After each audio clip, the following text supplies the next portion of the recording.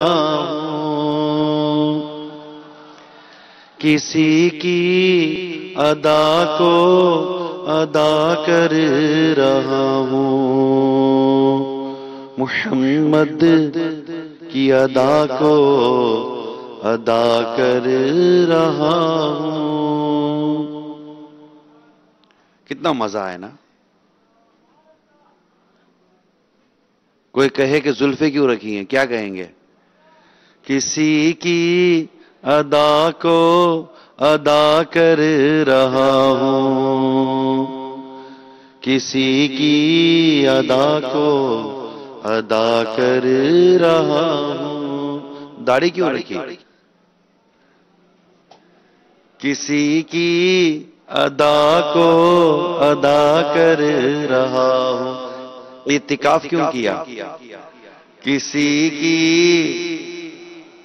آقا سے پورے مہینے کا اعتکاف بھی ثابت ہے۔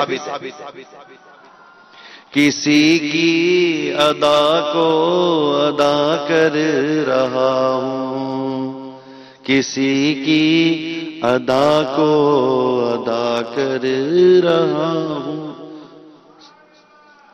اچھا، سر پر امامہ کیوں سجایا؟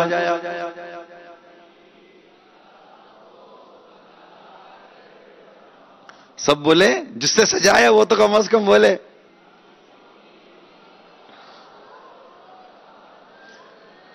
آقا دو جہاں صلی اللہ تعالی علیہ وسلم کا بیچ سے مانگ نکالنا بھی ثابت ہے۔ جب ہم بیچ سے مانگ نکالیں گے تو کیا کہیں گے؟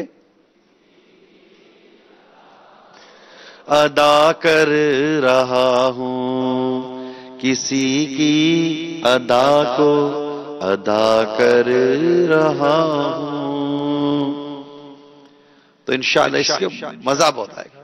آقا صلی اللہ تعالی علیہ وسلم اپنے سر مبارک میں بکثرت تیل کا استعمال کرتے تھے۔ آج ہم تیل سے لگتے نہیں، تیل نہیں لگانا، ماں بچپن میں پکڑ کے تیل لگا دیتے۔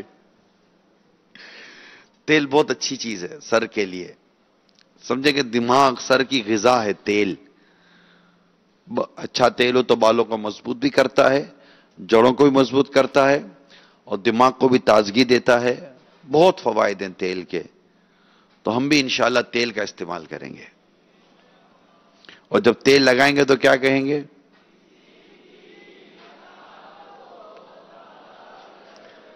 یہ سب نہیں پڑھ رہے، سب پڑھ رہے ہوتے تو آواز کچھ اور ہی ہوتی۔ ادھر والے میرا خیال سے شرما رہے ہیں، دائیں بائیں والے تھوڑے کمزور جا رہے ہیں۔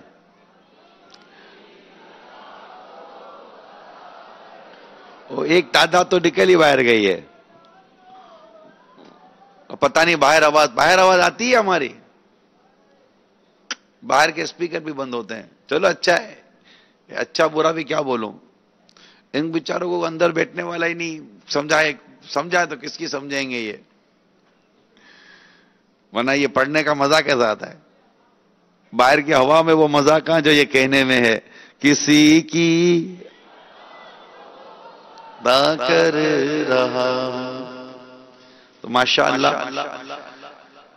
تو قبلہ رو ہو کر بیٹھیں گے نا، اور کیا کہیں گے؟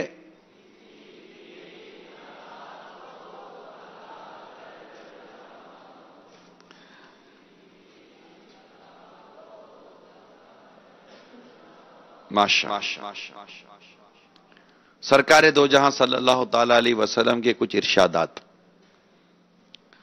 مجالس میں سب سے مکرم یعنی عزت والی مجلس یعنی بیٹھک وہ ہے جس میں قبلے کی طرف منہ کیا جائے۔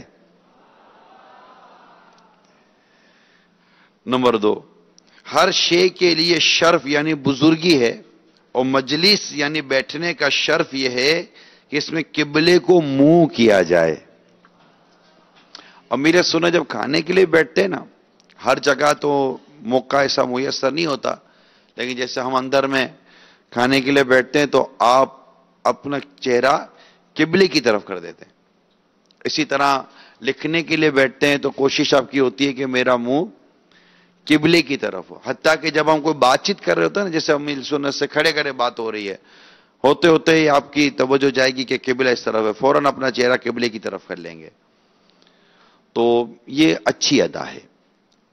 ہم بھی نیت کریں کہ انشاءاللہ اٹھتے بیٹھتے جہاں جہاں ہوگا، جیسے کہ ہم مدنی چینل دیکھتے ہیں گھر میں، تو یہ بھی نیت کی جا سکتی ہے کہ مدنی چینل ایسی جگہ پر لگا دیا جائے ٹی وی کہ جب ہم بیٹھے تو ہمارا منہ قبلے کی طرف ہو.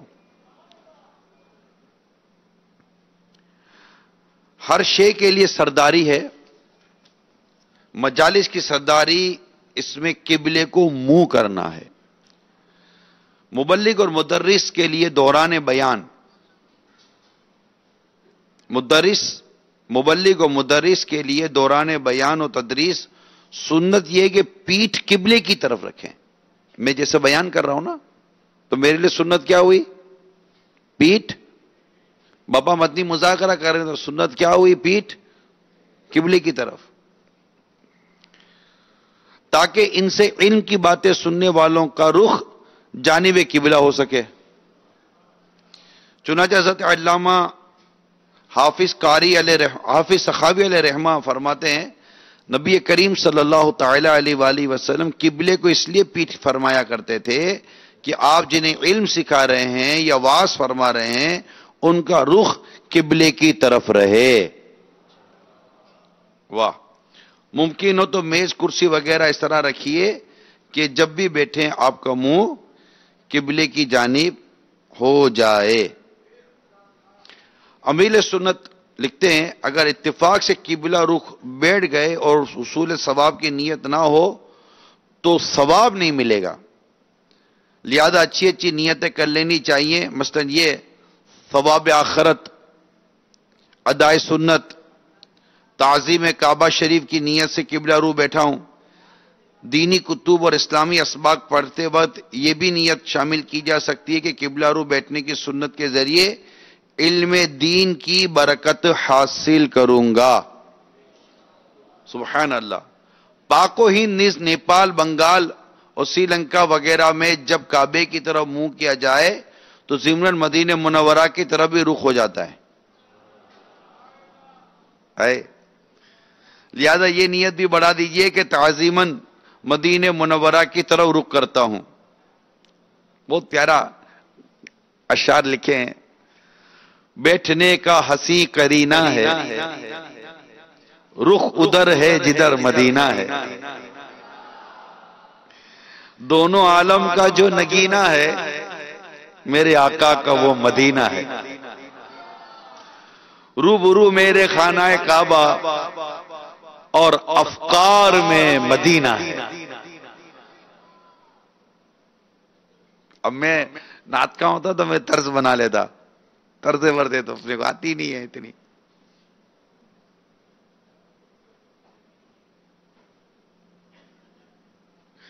بیٹھنے کا حسین کرینہ ہے، رخ ادھر ہے جدھر مدینہ ہے. دونوں عالم کا جو نگینہ ہے میرے آقا کا وہ مدینہ ہے. میرے آقا کا وہ مدینہ ہے. بیٹھنے کا حسین. اب تو ہوئی قبلے کی طرف. مدینے کا بھی تصور کر لو، وہ مل کر پڑھو. بیٹھنے کا حسین قرینہ ہے، رخ ادھر ہے جدھر مدینہ ہے. رخ ادھر ہے جدھر مدینہ ہے. سبحان اللہ. صلو علی الحبیب صلی اللہ تعالی علی محمد. تو اس میں نیتوں کا ہونا بہت ضروری ہے نا. نیت اچھی ہونی چاہیے. اچھی نیت ہوگی تو ثواب ملے گا.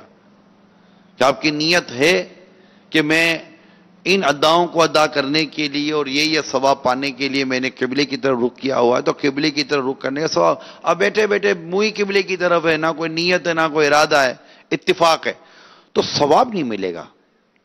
اس لیے نیتوں پر ضرور بھی ضرور آپ کو اور ہم سب کو غور کرنا چاہیے. انما الاعمال بالنیات، اعمال کا دار و مدار یہ نیتوں پر ہے. اور نیت المؤمن خیر من عملی، مسلمان کی نیت اس کے عمل سے بہتر ہے. اب مدنی انعامات پر اگر آپ عمل کرنے کا مدنی ذہن رکھتے ہیں تو پہلا سوال ہی نیت کا ہے کہ نیت کی درستی بہت ضروری ہے. ہم معتکف ہوئے ہیں، ہماری نیت ہونی چاہیے. تو اللہ کریم ہمیں اچھی اچھی نیتوں کے کرنے کا عادی بنا دے.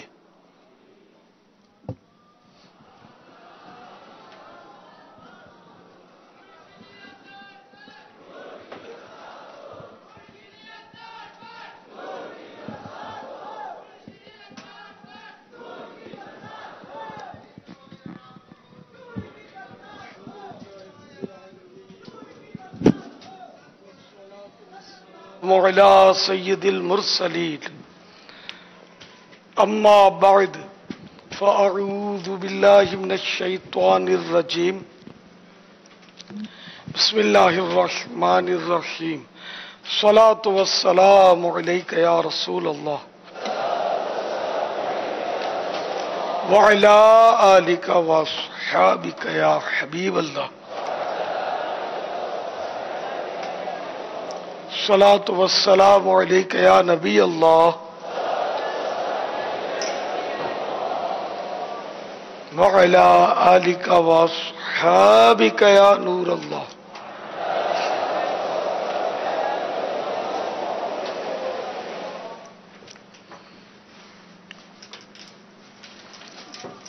نویت سنت الاعتکاف.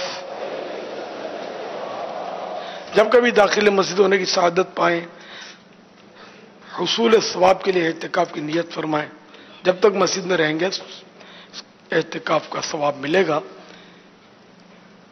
یاد رکھیے مسجد کے اندر کھانا پینا، سونا، سحری، افطار یہ سب اسی صورت میں جائز ہوتے ہیں جبکہ پہلے سے اعتکاف کی نیت کی ہوئی تھی. کھانا سامنے آ گیا مسجد میں تو اب یا افطاری آ گئی، اعتکاف کی نیت صرف کھانے پینے کے لیے نہیں کر سکتے. ثواب کی نیت سے اعتکاف کی نیت کریں، پھر کچھ ذکر و اذکار کر لیں، خواب 12 مرتبہ درود شریف پڑھ لیں. اب چاہیں تو افطار وغیرہ کر سکیں گے. صلو علی الحبیب صلی اللہ تعالی علی محمد. فرمان مصطفیٰ صلی اللہ تعالی علیہ وآلہ وسلم، جسے یہ پسند ہو کہ اللہ عز و جل کی بارگاہ میں پیش ہوتے وقت اللہ تعالیٰ اس سے راضی ہو، اسے چاہیے کہ مجھ پر کثرت سے درود شریف پڑھے. صلو علی الحبیب صلی اللہ تعالی علی محمد. 1438 ہجری کے ماہ رمضان المبارک کا آج 12واں روزہ ہے.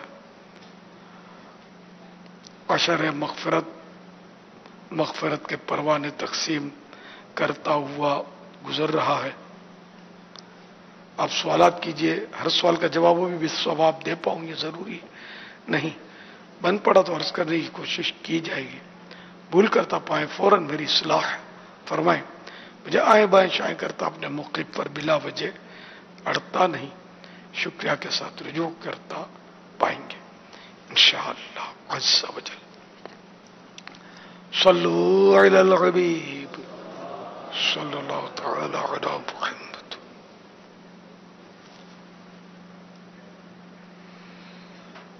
راستے بڑے بڑے بھی ہوتے ہیں جہاں گاڑیاں چلتی ہیں، کچھ صاف کچھ گندے، ہمیں ان کو پار کرنا ہوتا ہے. ہم روڈ کس طرح پار کریں؟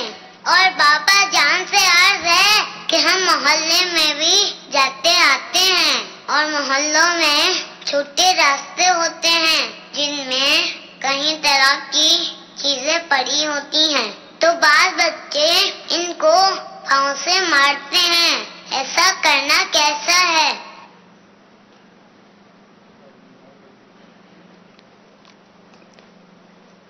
پیدل چلنے میں جو بھی قانون بنے ہوئے ہیں، اگر وہ خلاف شرع نہ ہو تو ان کی پابندی کرنی چاہیے۔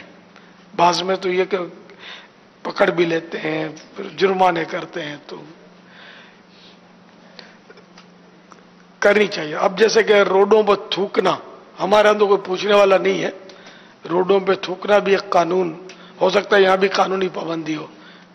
کسی دور میں شاید اس پر عمل تھا کہ کوئی اگر تھوڑا سا کچرا بھی پھینک دینا تو وہ اس کو بالکل کورٹ میں اس کو پہنچنا پڑتا تھا، یہ مجھے پتا ہے۔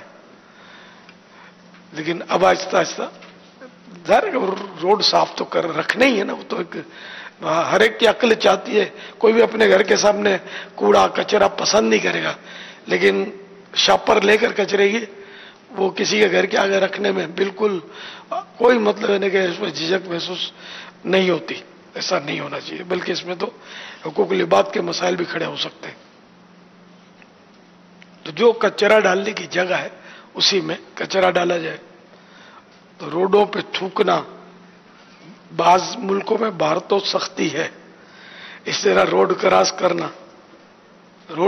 کرنا بھی وہ زیبرا کراسنگ یا اوور ہیڈ پل اس کے لیے بنے ہوتے ہیں، ہر جگہ سے روڈ کراس نہیں ہو سکتا۔ کسی ملک کا قصہ میں بتا رہے تھے کہ وہ زیبرا کراسنگ سے ہٹ کر کسی نے روڈ کراس کیا تو پولیس نے دیکھ لیا، ہاتھوں ہاتھ اس کو وہاں کی کرنسی کے 50 وہ ہمارے بنیں گے، میرا خیال ہے اچھی خاصی رقم بن جائے گی، تو وہ ہاتھوں ہاتھ اس کو جرمانہ کیا۔ اس طرح مطلب یہ کہ لوگ ظاہر ڈرتے ہیں پھر قانون توڑنے میں، تو قانون پر عمل ہونا چاہیے، لیکن خیر جرمانہ ہمارے یہاں جائز نہیں ہے، احناف میں مالی جرمانہ۔ علماء کے مشورے سے خالی مرغا بنا دینا، جو غلط کام کرے، کچرا پھینکے، تھوک پھینکے لوگوں کے راستے میں، یا زحام یا زیبرا کراسنگ کرے، یا اس سے صاف کروائے، یا مطلب وہ مرغا بنا دے، یا اٹھک بیٹھک کرا لے، ورزش کی ورزش ہو جائے اور اس کو یاد بھی رہے کہ کس طرح قانون توڑا جاتا ہے۔ یہ آسان سزائیں ہیں اور مفید بہت ہے، لیکن یہاں تو 150، اب تو 150 کا دور بھی نہیں ہوگا، 500 1000 دے دیتے ہوں گے ہاتھ میں، تو وہ کیس ختم ہو جاتے ہوں گے۔ اس طرح کے چھوٹے موٹے رشوت دینا لینا حرام۔ جب سڑک عبور کرنی ہو تو بچے خاص کر وہ ایک دم بھاگتے ہیں، یہ طریقہ خطرناک ہے، خصوصاً جہاں سے گاڑیاں آ رہی ہیں۔ احتیاطاً ہمارے یہاں تو دونوں طرف دیکھ لینا چاہیے کہ یہاں ون وے توڑنے کا بھی عام ہے، تو دونوں طرف دیکھ کر کوئی گاڑی نہ آ رہی ہو تو ہی سڑک عبور کرے۔ بعضوں کا ایسا لگتا ہے کہ گاڑی بہت دور ہے، واقعی دور بھی ہوتی ہے، لیکن اس کی سپیڈ اتنی زیادہ ہوتی ہے کہ اب بندہ بولے کہ میں تو کراس کر لوں گا، لیکن وہ چپل پاؤں سے نکل گیا، کوئی کنکر کی ٹھیس لگ گئی، پتھر کی، پاؤں میں کوئی ہلکی پھلکی موچ آ گئی، جیسے رکنا پڑا، گاڑی تو نہیں رکے گی۔ گاڑی روکنا چاہے گا تب بھی وہ بریک لگتے لگتے بھی ہو سکتا ہے گھسیٹ کے لے جائے۔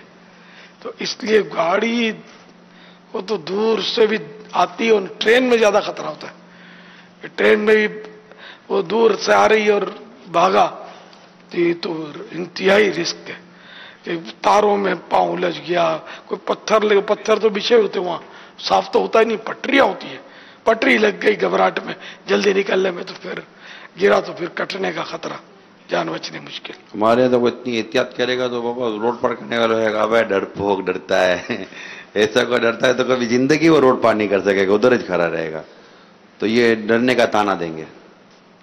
احتیاط کرنے والا یہ بولتے ہیں اس طرح کی یہ لف ٹروکنگ ہوتی ہے نا جن کی. وہ ایسے جس کے دوست ہوں تو ایسے دوستوں پہ معتکفین کو تو رکھنے بھی نہیں ہے نا ایسے دوست. رف دوست تو وہ رکھنے جو خوف خدا والے ہوں, عشق مصطفیٰ والے ہوں, جن کی صحبت سے ہمیں عبادت کا شوق پیدا ہو, اللہ تعالی کی یاد میں ہماری مدد دیں, رونے رلانے والے ہوں. ایسے دوست رکھنے نا تو وہ کھلنڈرے اور مذاق کیے اور گالیاں بکرے والے اور فلموں کی اسٹوریاں سنانے والے دوست تو رکھنے نہیں ہیں. اس سے تو جان چھوڑانی ہے. نہیں چھوڑائی تو پھر شاید وہی ہوگا کہ جہاں سے آئے تھے وہیں چلے جائیں گے. پورا خطرہ ہے. اللہ تعالیٰ ہمیں اچھی صحبت نصیب فرمائے گا. اچھی صحبت کی بہت تاکید ہے. صلو علی الحبیب صلی اللہ تعالی علی محمد. اچھا دوسرے وہ روڈ چلتے ہوئے بچوں کی بھی بڑوں کی بھی عادت ہوتی ہے, جو بھی سامنے آیا نہ ہو اس کو لات مارنی ہے. کوئی پیکٹ ہے, ڈبہ ہے, اخبار ہے, کاغذ ہے, کنکر ہے, وہ یوں کر کے لات مار کے سائڈ پہ کریں گے, اویزے لات مار کے کھیلتے ہوئے گزریں گے, ٹھوکر ماریں گے. یہ عادت خراب ہے. اور اخبارات میں تو عموماً یہ کہ مقدس نام بھی ہمارے ہوتے ہیں, اور نہ بھی ہو تو بھی حروف کی بھی تعظیم ہے, سادہ کاغذ کی بھی تعظیم ہے. تو یہ لاتیں مارنا ایک تو یوں بھی بری چیز ہے, دوسرے یہ کہ کبھی چوٹ بھی لگ سکتی ہے, سو لگتی بھی ہوگی. کوئی کانچ چبھ جاتا ہوگا, کوئی کانٹا لگ جاتا ہوگا, پتھر سے ٹکرا جاتا ہوگا پاؤں, تو پھر صحیح کی ناک بھی کٹتی ہوگی کہ یار کیوں مارا میں نے, لات ہاتھوں کر کے اپنے لیے مصیبت اٹھائی. تو یہ عادت ہو بھی تو اس کو نکال دیجیے. چاہے چپل پہنے ہو, جوتے پہنے ہو, لات نہیں مارنی کسی چیز کو. کوئی بھی معزز آدمی آپ نے نہیں دیکھا ہوگا کہ اس طرح کرتا ہو. یہ اس میں کھلنڈرے اور موالی ٹائپ کے لوگ ہوتے ہیں, آوارہ طرح کے, یہ لڑکے یا اس طرح کے آدمی جو ہوتے ہیں نا, وہ لو کوالٹی کے افراد یہ حرکتیں کرتے ہیں. علماء دین, مشائخ, بزرگان دین یا اچھے نیک بندے اس طرح کرتے شاید آپ نے نہ دیکھے ہوں. واللہ تعالی اعلم ورسولہ اعلم عز وجل وصلی اللہ تعالی علیہ وآلہ وسلم. صلو علی الحبیب صلی اللہ تعالی علی محمد. احمد رضا ہیں, کہتے یہ جملہ بولنا کیسا, آمنہ کے لال سے تعلق مضبوط ہونا چاہیے, عمل تھوڑا بہت بھی کام آ جائے گا.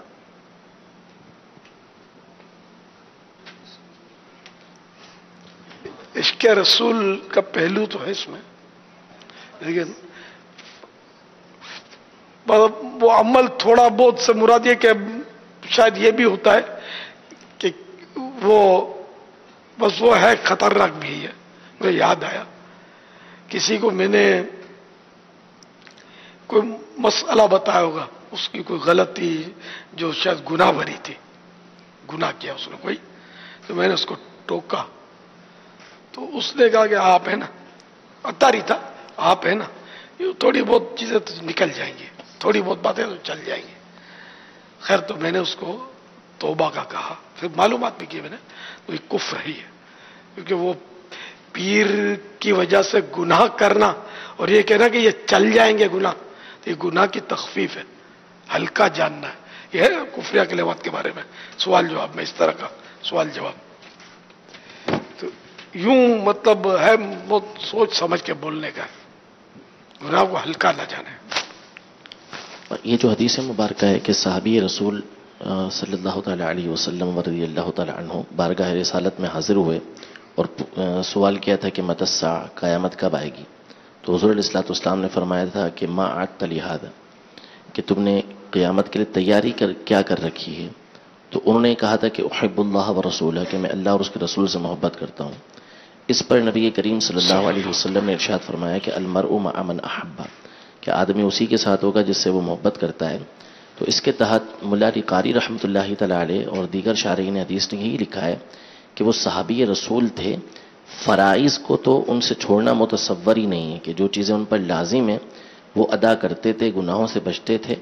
اس کے علاوہ کے لیے انہوں نے کہا تھا کہ میں نے کوئی مزید اور تیاری نہیں کی، میں اللہ اور اس کے رسول سے محبت کرتا ہوں۔ تو فرائض چھوڑنے کی اس بنیاد پر اجازت نہیں ہوگی، بلکہ آمنہ کے لال صلی اللہ تعالی علیہ وسلم و رضی اللہ تعالی عنہا سے جو تعلق ہے وہ تو اعمال پر مزید ابھارے گا، جیسا کہ وہ حدیث پاک اسألک مرافقتک فی الجنت یا رسول اللہ۔ یہ اپنے صرف اتنا کہتا نا کہ میرا آمنہ کے لال سے تعلق ہے یا ہونا چاہیے، تو مدینہ ساتھ میں وہ نا عمل تھوڑا سا چل جائے گا، یہ پک لگائی نا اس میں رسک پیدا ہو سکتا ہے۔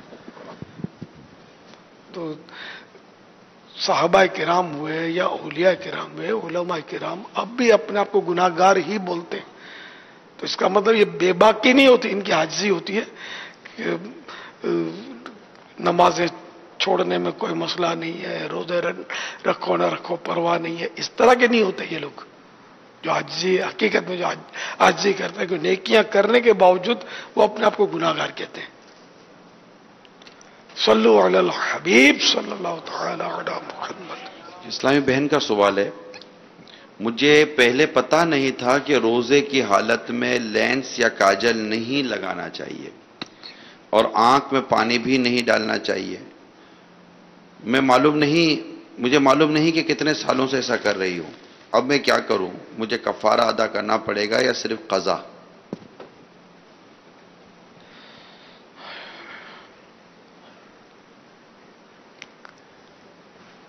کاجل کا ہے فتویٰ ہے ٹوٹنے کا،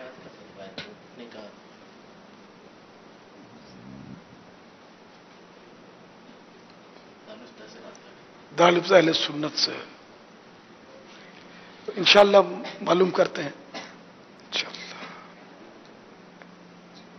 صلو علی الحبیب صلی اللہ تعالی علی محمد۔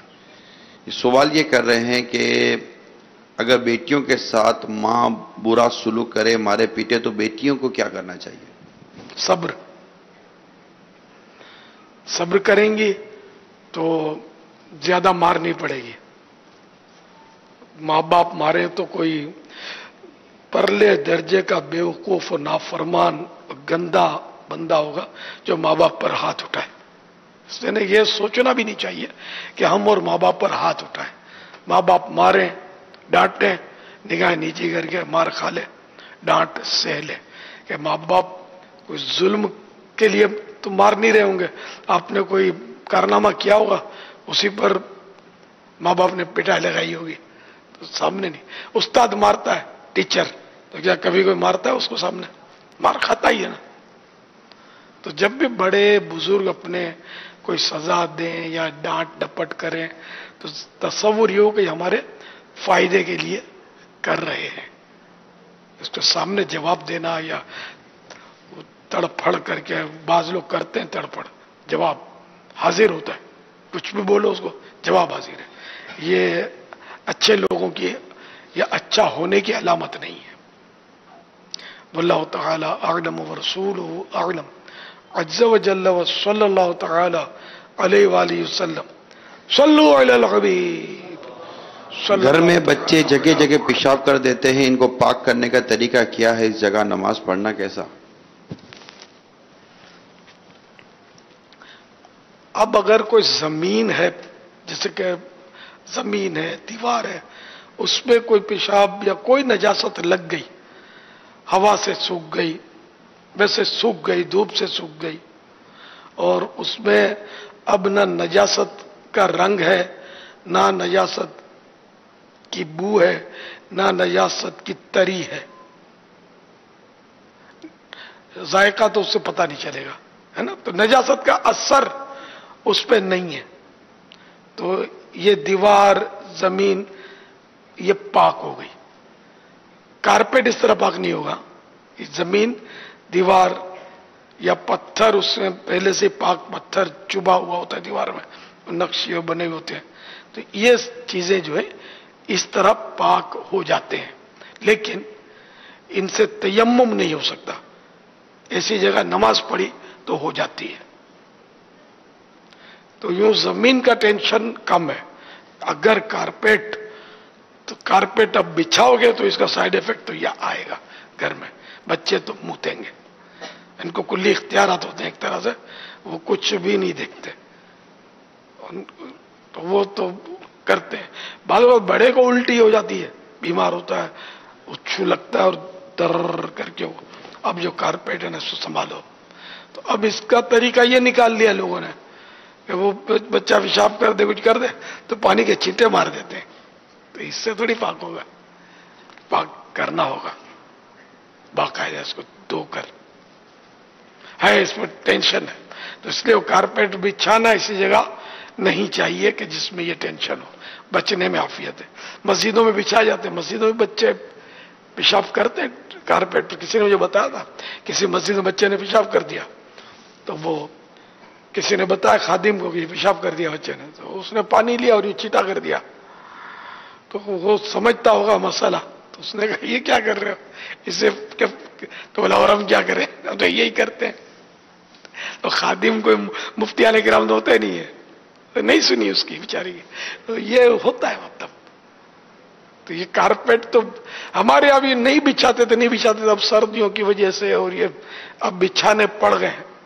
मतलब मैं अब भी पसंद नहीं करता कारपेट, नहीं होना चाहिए। लेकिन अब जाहिर है क्या, सारी कुव्वत का सर चश्मा आवाम है, हर तरफ आवाम जिस तरफ चल रही है तो आंखें बंद करनी पड़ती है, और ना है रिस्की। चूहे मेंगनियां करते होंगे, छिपकलियां मेंगनियां करती होंगी जब स्टोर करते हैं कारपेट को गर्मियों में, तो सब कुछ होता होगा। बच्चे तो यहाँ जैसे अब आलम मदनी मरकज में लाख समझाओ बच्चों को उठा लाते हैं, और बच्चे बच्चे हैं, पेशाब तो करना ही है इन्होंने। तो अल्लाह ताला करम फरमाए। तो नंगे फर्श पर कुछ भी ना बिछा हुआ, उस पर सजदा करना यह मुस्तहब है, सवाब ज्यादा है इसमें। वल्लाहु तआला अअलम व रसूलुहु अअलम अज़्ज़ा व जल्ल व सल्लल्लाहु तआला अलैहि वसल्लम। ये कारपेट बिछाना जायज है, 100% जायज है, इसमें गुनाह का कुछ भी पहलू नहीं है। लेकिन मैं तो एहतियाती तौर पर कह रहा हूं, तो यहां भी जो बिछे मेरे मशवरे ही से बिछे आलम मदनी मरकज में। लेकिन एक बात बोलता हूं कि वो ना चाहते हुए मैंने हाँ कहा है, कल्बी तौर पर नहीं मतलब जमता, लेकिन ज़रा लोगों को तकलीफ होती है, तो इसलिए वो बिछाना जरूरी था। लेकिन हर वक्त नहीं बिछता यहां, आजकल तो नहीं बिछा हुआ, गर्मियां है ना, मौके से बिछता सर्दियों में, वो बार बार उठाते भी रहते हैं ना। लेकिन यहां भी हम तो फिर भी यहां तो एहतियातों का किसी हद तक माहौल है, बाहर दीगर मसाजिद में ये माहौल थोड़ी होता है एहतियातों का, कम होता होगा वहां, तो वहां गैदरिंग भी कम होती होगी, यहां गैदरिंग ज्यादा होती है। ये कारपेट से याद आया, आपने बिगर एक मुल्क में मेरा बयान था, वो बयान किसी ऐसी जगह पे था कि वो मस्जिद नहीं थी, तो जब मैं वहां पहुंचा तो देखा तो वो कारपेट बिछा हुआ था लोगों के बैठने के लिए। मैं पूछा कहां से ये कारपेट आया, तो कहा कि फला मस्जिद से लेकर आ गए। फिर उनको मसला समझाया, भाई ये मस्जिद के कारपेट अगर मस्जिद के लिए वफ़ है जिसने दिया है और ये सब करा कर, तो वो नहीं, तो खैर हो तो बहस तो किसी ने नहीं की, शुक्र अल्लाह का, लेकिन समझाना इतना आसान भी नहीं होता। तो ये लोग यूं कारपेट मस्जिद की चीज़ें यहाँ वहाँ ले जाते हैं, कमेटी वाले तो ये थोड़ा, या कमेटी के सदर साहब होते हैं वो तो समझते हैं कि जैसे वो चीज़ों के मालिक हैं, हाँ ले जाओ ले जाओ ले जाओ, ये घर पे ले जाओ, इधर ले जाओ, ख़त्म है, ये ले जाओ। तो मस्जिद की चीज़ों को यहाँ वहाँ दे देना, भेज देना, इसके बारे में कोई रहनुमाई फरमाएं। मस्जिद की सफ़ों के जो कारपेट है इमाम साहब के हुजरों में होते हैं, मुअज्जिन साहब के हुजरों में होते हैं, ये भी गलत है। क्योंकि हाँ, अगर किसी ने दिया इसीलिए कि ये मस्जिद में भी बिछाओ, ये इमाम साहब के कमरे में बिछाओ, ये यूं करो, तो जायज है। अगर किसी ने दिया नमाजियों के लिए तो उसको उठाकर इमाम साहब के हुजरे में अगर बिछा दिया जाए तो ये गलत है। लेकिन हम कहीं देखें तो हम उस नजर रखेंगे, हो सकता है कि जायज तरीके से ही बिछा हुआ होगा। हमको क्या जरूरत है कि हम खामखा घसीट कर नाजायज कहें, हम मसला बताते हैं कि यूं है तो नाजायज, यूं है तो जायज। अच्छा, तो یہ تو اتنی اندھی چلتی ہے، دریوں کو میں نے کتنی بار یہاں سے اٹھوایا ہے یار. خادمین بھی سب کو علماء نہیں ہوتا ہے، نہ یہ سنتے ہوتے ہم جو کہتے ہیں، یہ بیچارے مصروف ہوتے ہیں. تو جیسا بارش آئی نا، بارش میں گھسیٹ گئے، انہوں نے دریا مسجد کی ڈال دینی ہے آپ لوگوں کے چلنے کے لیے. یہ اب نہیں ڈالے، ہو سکتا ہے نہیں ڈالتے نا، کئی بار ٹوکا ہے میں نے یار، وہ مطلب ڈال دیتے. ارے بھائی یہ نماز پڑھنے کے لیے پائیدان نہیں ہے، یہ تو کر لیتے ہیں کیا، بہت کچھ ہوتا ہے. اللہ تعالیٰ ہمارے گناہوں کو معاف فرمائے، ہمیں بے حساب بخشے. بہت معلومات کی کمی، انتہا درجے کی کمی ہے. یہاں اتنے معتکفین ہیں، ان میں بھی کئی ایسے ہوں گے کہ ایک کے چپل اٹھائے رکھے، دوسرے کے چپل پہن کے وہ چلے جاتے ہوں گے استنجا خانے میں. یہ جائز تھوڑی ہے کہ جس کے چپل رکھے ہوئے اپنی مرضی سے آپ نے پہنے اور استنجا خانے میں چلے گئے. ذرا اس کو تکلیف ہوگی. اور وہ اتفاق ہے کہ وہ جانے کے لیے نکلا، آپ تو اس کے چپل پہن کے استنجا خانے میں چلے گئے. آپ چور نہیں ہیں، شاہوکار ہیں. لیکن وہ تو یہ چور کوئی بیچارہ کوسے گا نا کہ اللہ اس کا کھانا خراب کرے، میرے چپل اٹھا گیا، دیکھو بھائی میرے چپل چوری ہو گئے. وہ 10 کو بول کے پھر ننگے پاؤں بڑبڑاتا ہوا جائے گا کہ آپ کبھی نہیں آئیں گے یار. فیضان مدینہ میں تو چپل بھی چوری ہو جاتے ہیں. تو ارے فیضان مدینہ میں کوئی بے فیض آیا ہوگا جو پہن کے چلا گیا ہوگا، بھائی چوری نہیں کی اس نے. ذرا بے فیض ہوگا وہی ایسا کام کرے گا. جس کو فیض ملا ہوگا شرعی احکام کا، وہ تو ایسا کبھی نہیں کرے گا. کسی کے چپل کیوں پہنے گا؟ تو یوں ہوتا ہے، یہ نہیں کرنا ہے. حرمین طیبین میں، مسجد حرام میں، مسجد نبوی شریف میں علی صاحب الصلاۃ والسلام، وہ چپلوں کے ڈھیر بار لگے ہوتے ہیں. جس کی جو مرضی ہے پہن کے چلے جاتے ہیں، پھر اتار دیتے ہیں، پھر واپسی میں کوئی اچھا سا جوڑا چھانٹ کے لے جاتے ہیں. یہ سب ناجائز کام ہے، اس کی اجازت نہیں ہے. یہ لقطے ہیں، اگر کوئی بھول بھی گیا تو جس کی مرضی ہے جو چاہے پہن جائے، تو یہ تھوڑی اس کے لیے. اپنے چپل آپ سنبھال کے رکھیں، اللہ نصیب کرے مکے مدینے کی حاضری. کپڑے کی تھیلی وغیرہ ہم تو بنا لیتے تھے، اس میں چپل رکھ کر لے گئے، وہ اسی جگہ رکھ لی. تو پھر اس کو یاد بھی رکھنا ہوتا ہے وہ جگہ کو بھی سنبھال کے. مطلب وہ ہوتا ہی ہے کہ جو وہاں جو خدام ہوتے ہیں نا، وہ بھی سمیٹ کر پھینک آتے. آزمائشت ہوتی ہے. مدینہ بھی تو دیکھنا ہے نا. اچھا،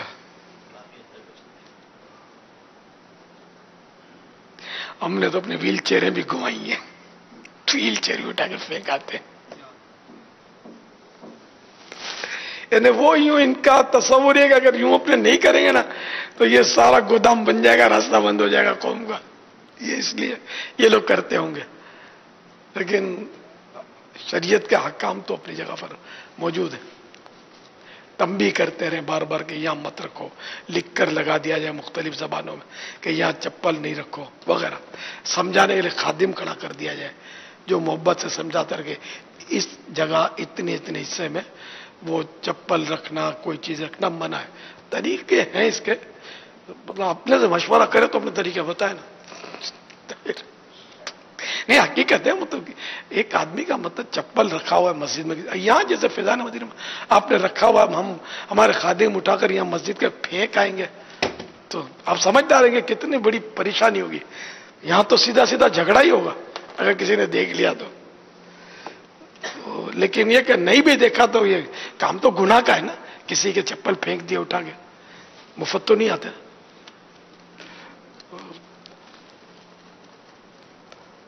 تو ہمارے ہاں تو خیر ایسا نہیں ہوتا، لیکن وہاں تو کوئی جھگڑا کر نہیں سکتا، وہ بولنے کی مجال ہی نہیں کسی کو. صلو علی الحبیب صلی اللہ تعالی علی محمد.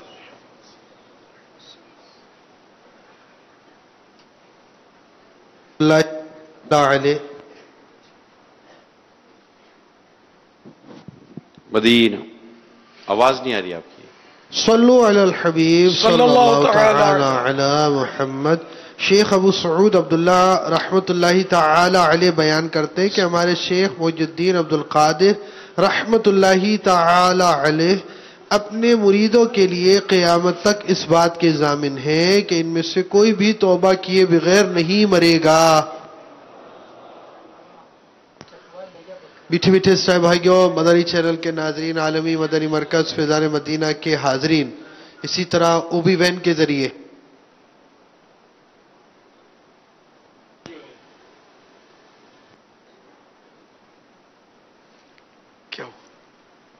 میاں محمد بخش مارکیٹ کشمیر میں اجتماعی طور پر جمع ہونے والے عاشقان رسول اور نیٹ کے ذریعے اسی طرح لیا اور بکھر پاکستان میں اجتماعی طور پر شامل ہونے والے عاشقان رسول آئے ہم اپنے گناہوں سے توبہ کریں.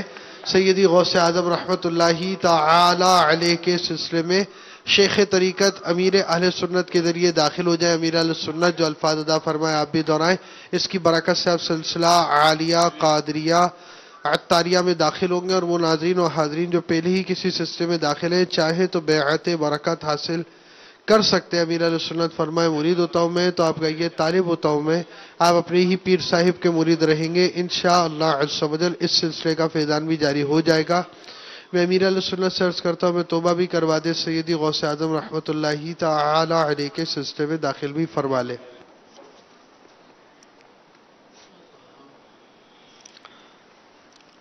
الصلاۃ والسلام علیک یا رسول اللہ وعلی آلک واصحابک یا حبیب اللہ. لا الہ الا اللہ محمد الرسول اللہ صلی اللہ تعالی علیہ وآلہ وسلم.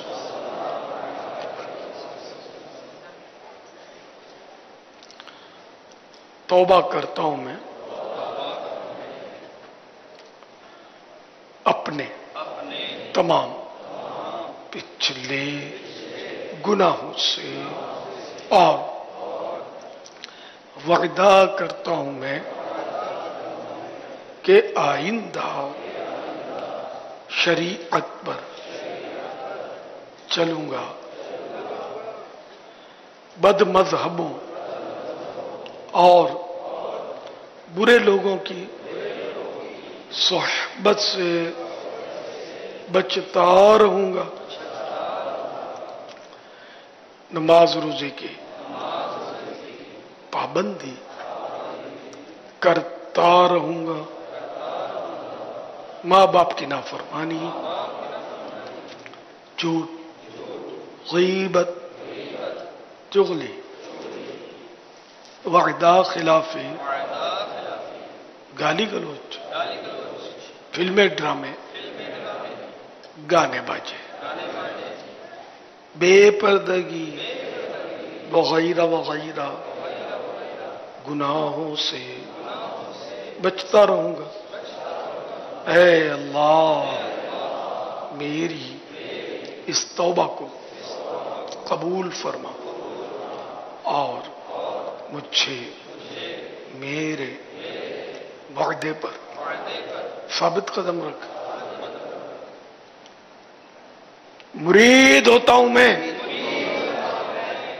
خاندانی عالی شان قادریہ رضویہ میں نے اپنا ہاتھ آپ کے ہاتھ میں دیا اور آپ کے ذریعے سے سرکار بغداد حضور غوث پاک رضی اللہ تعالی عنہ کے ہاتھ میں دیا. اے اللہ مجھے جناب غوث اعظم کے مریدوں میں قبول فرما اور کل قیامت میں غوث پاک کے غلاموں میں اٹھا. صلاۃ والسلام علیک یا نبی اللہ وعلی آلک واصحابک یا نبی اللہ.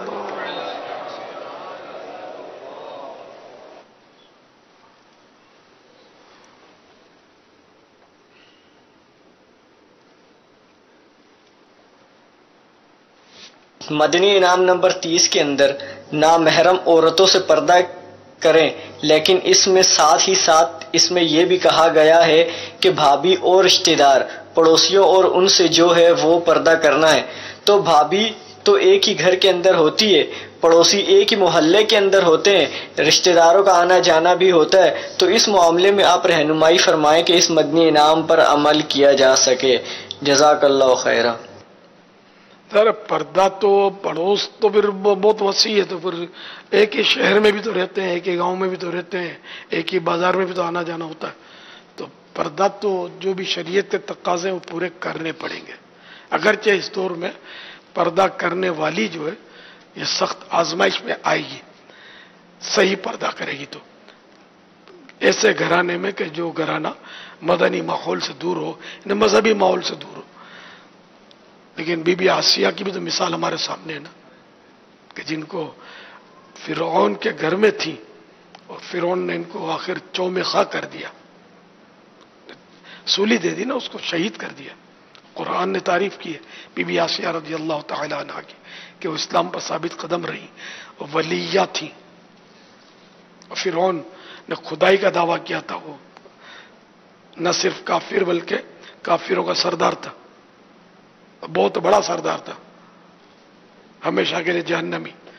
اور بی بی آسیہ جو اس کے گھر میں تھی ہمیشہ کے لیے جنتی۔ تو عمل تو کرنا چاہیے، جتنی تکلیف زیادہ ہوگی نہ ثواب زیادہ ملے گا۔ افضل الاعمال احمزوہا، افضل ترین عمل وہ ہے کہ جس میں زحمت یعنی تکلیف زیادہ ہو۔ واللہ تعالی اعلم ورسولہ اعلم عز وجل وصلی اللہ تعالی علیہ وآلہ وسلم۔ صلو علی الحبیب صلی اللہ تعالی۔ کسی اسلامی بہن کا سوال ہے،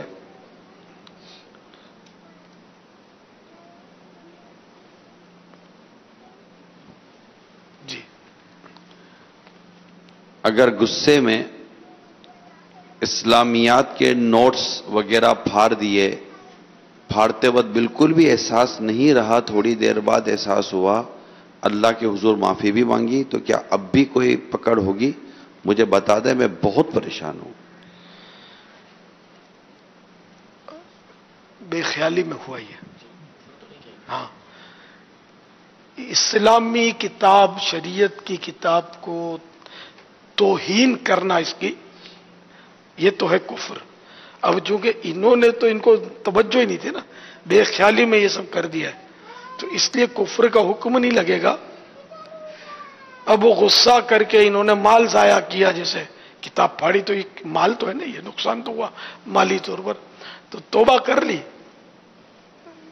توبہ انشاءاللہ قبول ہوگی اللہ کی رحمت سے، اگر یہ ضائع کرنے کے مال کے حوالے سے توبہ کی ہے تو۔ اور ان کو یہ افسوس ہونا اور پریشانی ہونا، یہ ان کے ایمان کی مضبوطی کی دلیل معلوم ہوتی ہے کہ ان کو ایمان کی فکر ہے، یہ اللہ سے ڈرنے والے ہیں۔ اللہ تعالیٰ اپنا خوف مزید کرے اور بڑھائے۔ واللہ تعالی اعلم ورسولہ اعلم عز وجل وصلی اللہ تعالی علیہ وآلہ وسلم۔ صلو علی الحبیب صلی اللہ تعالی۔ اگر روزے کی حالت میں پانی دماغ میں چلا گیا تو کیا روزہ ٹوٹ جائے گا؟ ناک میں جیسے پانی چڑھایا اور روزہ یاد ہے دماغ میں چڑھ گیا تو روزہ ٹوٹ جائے گا۔ واللہ تعالی اعلم ورسولہ اعلم عز وجل وصلی اللہ تعالی علیہ وآلہ وسلم۔ صلو علی الحبیب صلی اللہ تعالی علی محمد۔ اس طرح دوا چڑھائی دماغ میں چلی گئی، یہ بھی روزہ توڑتی ہے۔ چاہیے پوچھنا یہ کہ ہماری کمپنی والے ہمیں زکوٰۃ فطرہ کے پیسے عیدی کا بول کر دیتے ہیں، کیا میں یہ پیسے کسی ضرورت مند کو دے سکتا ہوں اور کیا ان کی زکوٰۃ ادا ہو جائے گی؟ اگر انہوں نے اس لیے زکوٰۃ دی کہ ان کی تحقیق میں آپ فقیر شرعی ہیں، جو تحقیق کے تقاضے ہیں اس کے مطابق انہوں نے تحری کی، اگر سمجھ نہیں آتی تو غور کیا کہ یہ حقدار ہے اور یہ سمجھ کر زکوٰۃ دی تو زکوٰۃ ان کی ادا ہو گئی۔ اب آپ اس کے مالک ہیں، اب اپنے اوپر استعمال کریں، جو چاہے کریں. اچھا، اگر آپ حقدار نہیں اور یہ پتا ہے کہ یہ زکوٰۃ دے رہا ہے تو آپ ان کو منع کر دیں کہ میں زکوٰۃ کا حقدار نہیں، زکوٰۃ نہیں لیتا. یہ نہیں چپ چاپ آپ قبول کر لیں. تو باقی اب یہ کہ کسی نے عیدی کہہ کر کسی حقدار کو زکوٰۃ دی ہے تو دے سکتا ہے، جائز ہے. کہ بعض سفید پوش ہوتے ہیں زکوٰۃ کے نام سے وہ بدکتے ہیں، نہیں زکوٰۃ نہیں، صدقہ نہیں لیتے ہم، تو اس کو عیدی تحفہ کہہ کر بھی دے دیا تو کوئی حرج نہیں. قرض کہہ کر دے دیا تب بھی کوئی حرج نہیں. اپنی نیت ہو کے زکوٰۃ دے رہا ہوں. یہ کہتے ہیں کہ یہ عدنان افضل ہیں باب المدینہ کراچی کے. گھر میں ایک باکس وغیرہ میں پیسے جمع کیے جاتے ہیں اور یہ پیسے سالوں سال رکھے رہتے ہیں، معلوم بھی نہیں ہوتا کتنی رقم ہے. کیا اس پر بھی زکوٰۃ لازم ہوگی؟ یہ اس کی ملک سے نہیں نکلے، مالک تو ہے.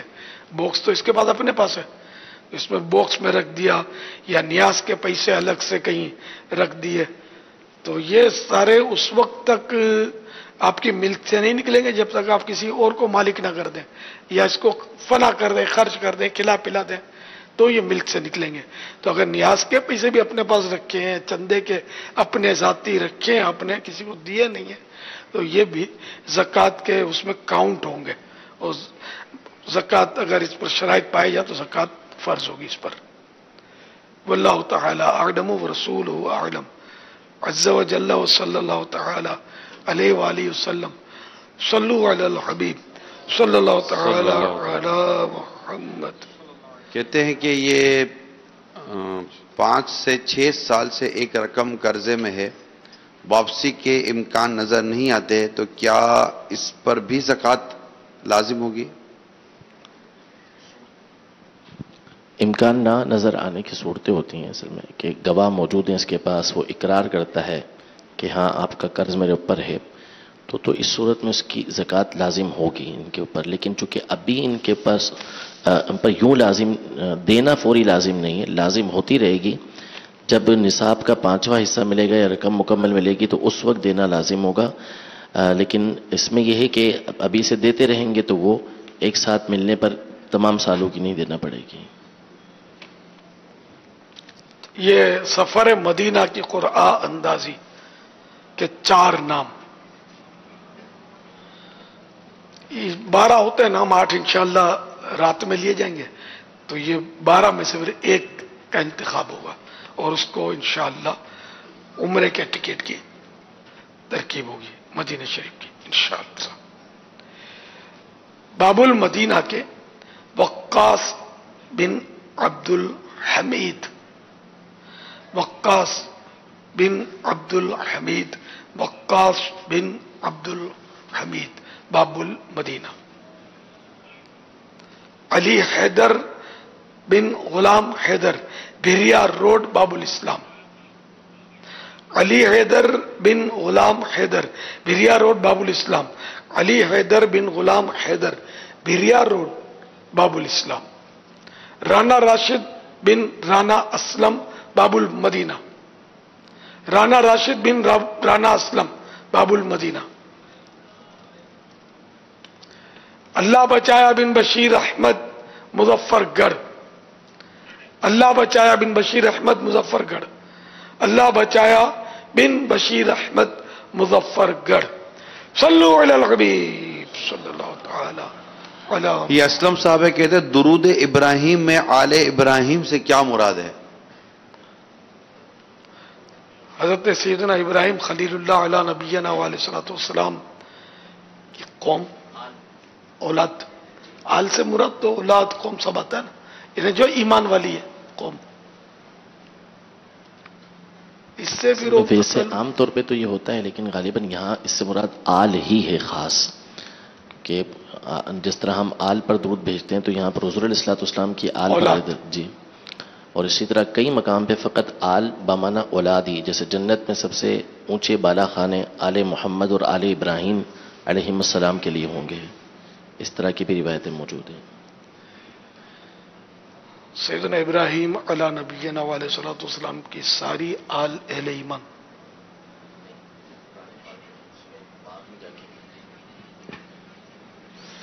یہ تو اہل کتاب وغیرہ جو ہیں وہ ہیں حضرت اسحاق علیہ السلام یعقوب علیہ السلام کی اولاد میں سے، تو ایسا نہیں ہے مراد آل، یہ وہ برکت کی دعا اہل ایمان، وہ آل جو اہل ایمان، اولاد ان کی، جی جی وہ اولاد،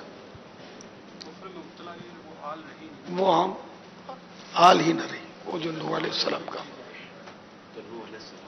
ہاں جیسے ہاشمی کی بھی تفصیل میں یہ ابو لہب بنی ہاشم میں سے تھا، لیکن یہ ہاشمی نہیں، اس کی اولاد نہیں مانی جائے گی، زکوٰۃ ان کو نہیں دی جائے گی، یعنی جو غیر مسلم ہے.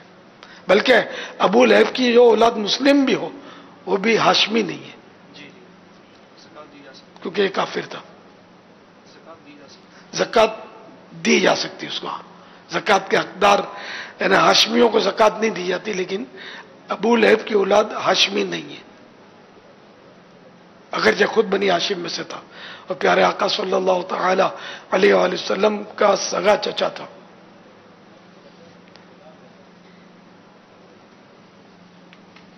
صلو علی الحبیب صلی اللہ تعالی علی محمد. آج جمعرات انشاءاللہ ذکر بھی ہوگا، دعا بھی ہوگی، دعا افطار بھی اس میں معمول ہوگی انشاءاللہ. ٹائم کنو ہے. مکتبۃ المدینہ کے بستے بھی لگے ہوئے ہیں اور الحمدللہ فیضان رمضان یہ باب المدینہ کے مکتبۃ المدینہ اور باب الاسلام زمزم نگر اور دیگر شہروں میں بھی الحمدللہ فیضان رمضان جو ہے یہ مکتبۃ المدینہ پر ہدیتاً طلب کی جا سکتی ہے. تو یہ نئی فیضان رمضان جو ہے وہ الحمدللہ منظر عام پر آئی ہے، تو ہمارے اسلام بھائی مدنی چینل کے ناظرین ضرور اسے حاصل کریں.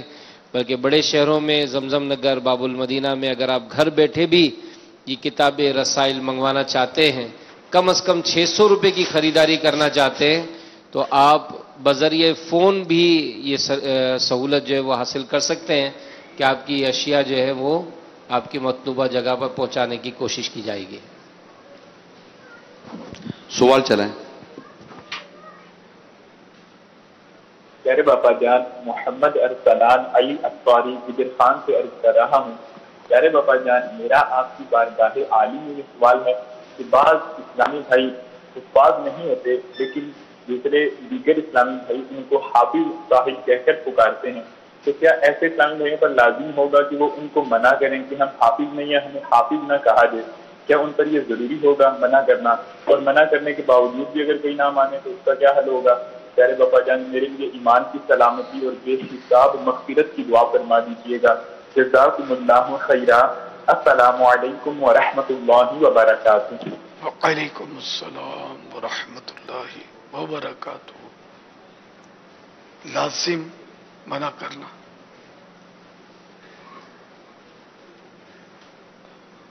انشاءاللہ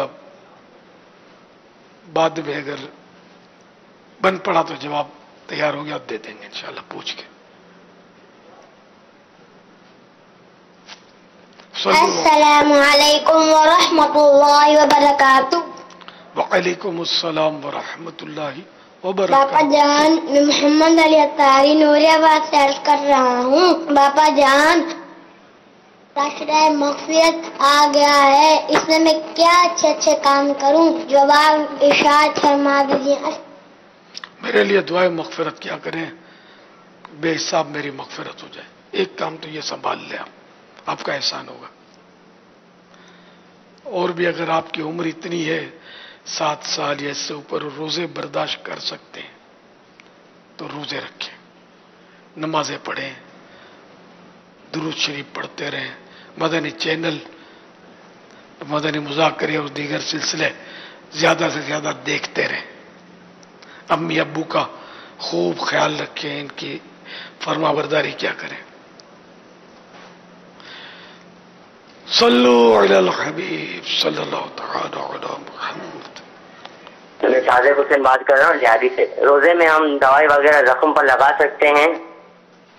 زخم پر دوا، ایسا زخم ہو کہ جس کی دوا معدے کے اندر نہیں چلی جاتی یا دماغ میں نہیں چڑھ جاتی تو وہ دوا استعمال کی جا سکتی ہے. اب جیسے کہ ہاتھ میں زخم آ گیا تو یہ معدے میں تو نہیں جائے گی.